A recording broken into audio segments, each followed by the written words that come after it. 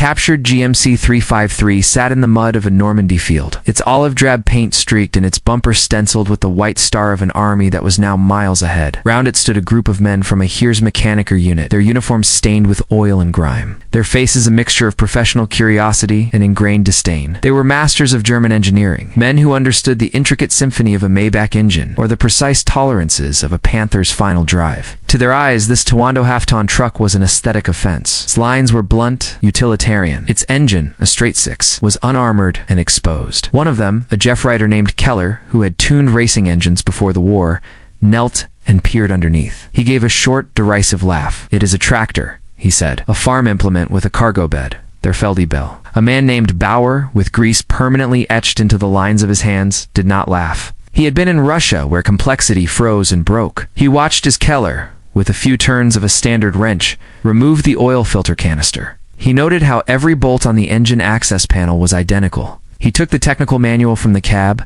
its pages water-stained but legible. It was not a dense tome of engineering specifications. It was a booklet of simple instructions, with clear diagrams. A soldier with basic training could follow it. "Open it up," Bauer ordered, his voice quiet. As they worked, their initial scorn began to curdle into something else.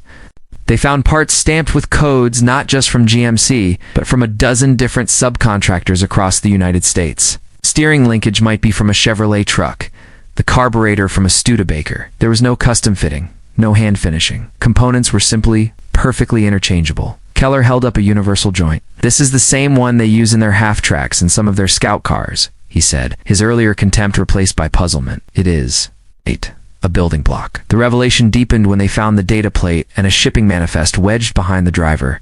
A sheet.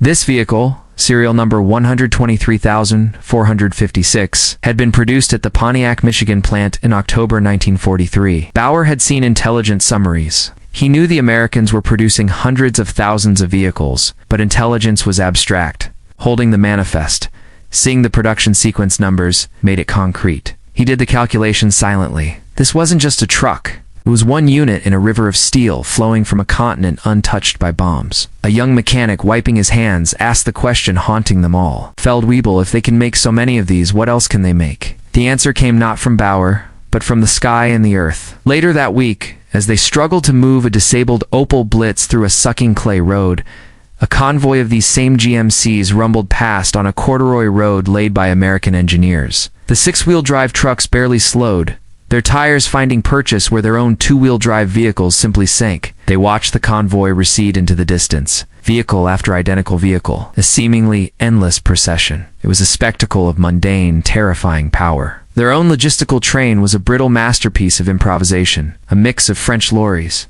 check tanks, and horse-drawn wagons, each part a potential point of failure. The American system was a blunt, repeating stamp. That evening, Bauer sat in his tent, the sounds of the front a distant rumble. He thought not of the tactical map, but of the industrial one. The war, he realized, had ceased to be a contest of wills or even of combat skill between soldiers. It had become a mathematical equation, and the variables, the sheer weighty variables of production numbers, standardization, and fuel consumption were all stacked impossibly high on one side. They had captured a truck, but in studying it, they had discovered the blueprint of their own defeat. It was a machine that asked not for a master technician, but for a literate conscript and a common wrench. And there, in its brutal, simple logic, was the crushing truth of the war they were now losing.